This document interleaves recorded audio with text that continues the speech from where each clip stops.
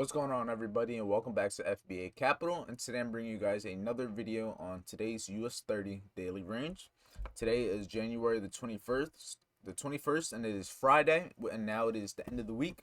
So without further ado, let's get right on into this video and let's just get on to the chart. So first things first, I just want you guys to keep in mind that, like I said, yesterday we had this bearish day, and then what do we have today? Another bearish day. And when I tell you guys the easiest way to figure out the daily buys is simply by looking at the previous day's candle, is going to give you at least a 50% chance on what to expect. Bearish day, anticipate a possible next bearish day. Bearish day, bearish day, bearish day, bearish day, bearish day. If you just would have been looking to take sell positions off the simple fact that price has been falling and each daily candle from the day before was bearish, you would have a higher probability of being able to catch these trades. That's just a little tip for you guys. But let's get on to the actual market case study. So first things first, I'm going to mark up the previous day's highs and lows. So we got the previous day's high, and this was the previous day's low right here. As you can see, the previous day's high is still intact, and the previous day's low did get run through. Why? Because it was an overall premeditated bearish day, and when that happens, the previous day's low is what gets targeted, and that's where the liquidity is. So now that we have that, next thing I'm going to do is I'm going to mark up the Asian session range, which is not from over here. Hold on, I gotta fix this actually, but I'll do that on my own time. So I'm just gonna do it from 18 o'clock all the way to right here. Gonna bring this all the way down.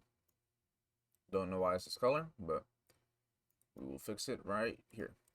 So now we have the Asian session range. Now I'm also going to mark up the 12 a.m. open, which is right here.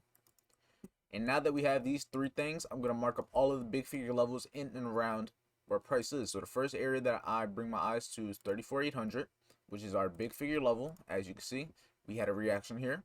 The next level we have is all the way down here, which is going to be 34,200, and then the middle of it is going to be 34,500 right here. These are the main big figure levels that got traded in and around today. So let me just make this perfect for you guys.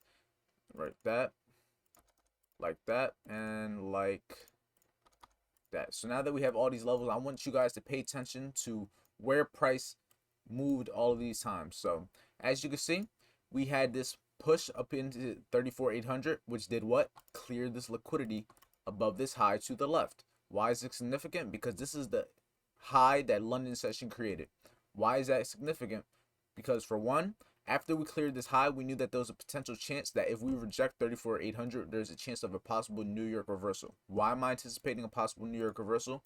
Because one of the characteristics of my New York reversal setup is if the New York session is making the high of the day and trades into either, say, a form of resistance or support, such as an order block, a breaker block, or big figure level, there's going to be a good chance that we could potentially have that reversal. And when what happened right here at 11:15, I'm going to write all this down. At 11:15, we traded into 34,800, clearing the London session highs, making the high of the day.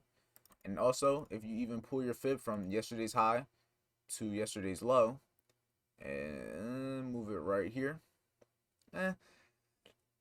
came pretty close. So we're going to draw it all the way down here to 34,500, where we had this reaction. Let me move this out the way. I'm going to make this just the 38.20% continuation level. So from this high, from yesterday's previous day's high, all the way to the low that we created during this towards the middle of New York session, which is at 10 o'clock.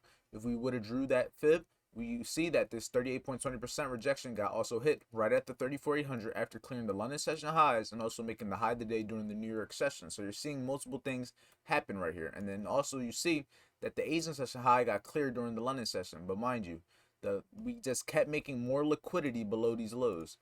Here we had the liquidity below the Asian session low. Then we came down to it again, made an equal low, just making more liquidity. And then what happened after that?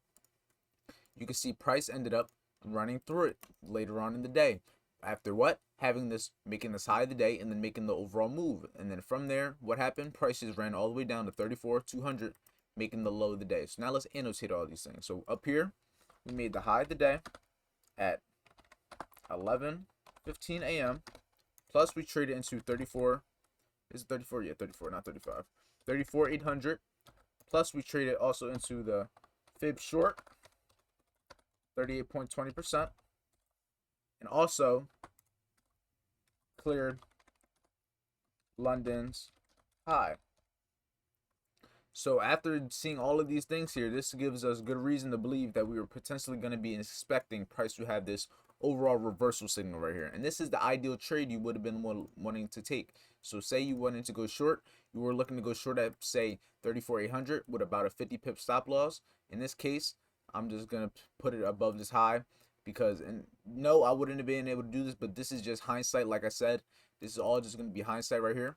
Then what happened? Where would you have targeted? You would have been at least looking to target the previous day's low, anticipating to clear this liquidity that was below these lows that eventually did get ran through. So right here, we finally ran through these lows, so we can have that there. So we had the high of the day at 11:15 after trading at 34,800 at the fib short on the daily from yesterday's high to the low that we were creating during 10 a.m. today's New York session. So then we had that retracement, cleared the highs, traded into it, and then from there we had that overall New York bearish reversal setup that ideally you would have been wanting to look to capitalize on. That's where the main trade would have happened. And then from there, price ran down. And matter of fact, I also forgot to put that this was above the 12 a.m. open. So now you see there's so many characters, so many confirmations for this potential trade. Even though this isn't something I took, I got my winning trade today off of NAS 100. So, and also at this time at 11:15, I don't even look at the charts at that time. So wouldn't it even matter to me? But then you can see price had this run down, cleared the liquidity. Then here, targeted previous day's low.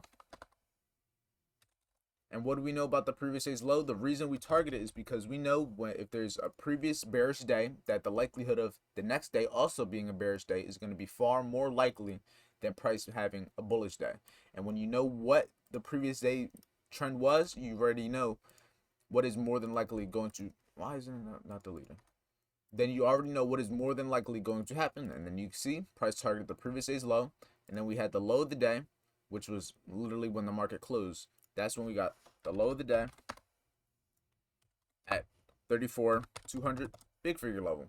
And then that's where the market ended up closing. You can see how price is slowly rejecting it. Even if you like zoom all the way in, just pay attention to how it reacts to this level. Taps into it, never close below. And as soon as it taps into it, it shows the willingness of wanting to reject. And when you see things like that, those are great signs of potential areas that price is likely going to move from. So if we take it a step further, look to see if price potentially traded into anything on the higher time frame in this area. And you see, if you look over, after we made this high, you see that we had this breaker block right here. And why is this a breaker block? Because this is the last down candle before this up move. So this was previously a 4-hour bullish order block. And if you see, you move it all the way over, just like this. You see that price previously rejected it. So it was a working order block. But then you can see price eventually came down, pushed through. Now we go back to the 15-minute. Just like that, you see we also tagged into this 4-hour order block. So that's even another confirmation that we have. Plus the 4-hour breaker block, not order block. Just like that. And you see the amount of confirmations we have in a specific area just to see price have this reaction. Let's take it a step further. I don't think this is going to be it, but we're going to pull the 50% of this. And you can see that it was right there. Very close, but didn't tap into it. But you see how close it got. If this was a different broker or a different liquidity feed, you would know that this is more than likely. Just look at that precision. You know what I mean? And on a different broker, it probably did tap into it. So what level is this at? 34,890. Let's just come over here. Go to this chart. I'm going to delete all this for right now. So let's see. 34,890. 890. You can see right on here, it did tap into 34,890. So that tells you something. This area technically respected the 50% of this 4-hour breaker block. And that's just a crazy setup right here. This is a trade setup you would have wanted to catch. And mind you, this isn't a small move. This is about 650 pips in the matter of, let me see, in the matter of, this is not 2 days. Hold on. So from here to here is about 5 hours. 600 pips in 5 hours is crazy. That's why I love US30. It's very volatile, but this is overall what happens. So now I'm just going to draw out the the schematic. So we had the Asian session range, made the high during London session, came back down, came back into the range, cleared that London session high, and then from here we had that big drop to the downside. I'm going to move this right over here. But just like that, this is the overall move we had. Price had the Asian session range, made a high during the London session. After you made the high during London session, we retraced back into the Asian session range, and then from there, price pushed higher, clearing that London session high right here. And then from there, we had that push to the downside. I'm gonna do it just like this. And then from there, we had price move all the way to the downside, and this was a clean day in my opinion. Even though I wasn't able to capitalize on this short position, I was able to capitalize on the long position on NAS. So here, I'm gonna just do it on this chart. I'm not gonna mark it up for you guys, but I'm just gonna go over just to show you guys the trade. This is a higher time frame analysis, isn't it? Yeah, let me get that off. Go down to the 15-minute. This move right here, I was able to catch this full move to the top side and catch this right here. Even though this isn't the full move, and I wasn't able to catch this short, just like US30, that just tells you you're able to catch moves even in the small term, and the concepts still work. But neither here nor there. We're going to go back to the US30 analysis. So if you guys want, make sure you screenshot this and just be able to study it, because at the end of the day, you're going to learn from all of these analysis. You can see the same setups happening on a daily basis. The same two setups happen on a daily basis every single day, every week, every month, every year. And if you start seeing it enough, you're going to gain the confidence to start executing on these types of trades. So at the end of the day, we're just going to leave it at that. I'm going to end this video here. So hopefully you enjoyed this video. We had a okay week. Wasn't the best week, but the last 2 days I was able to make about 3.3%, which is a great way to end the week. So on that note, make sure you like, comment, and subscribe if I was able to teach you anything in this video. And if I was of helpful anything, just make sure leave me a like. And on that note, make sure you be motivated by the fear of being average. And I'll see you guys in the next video.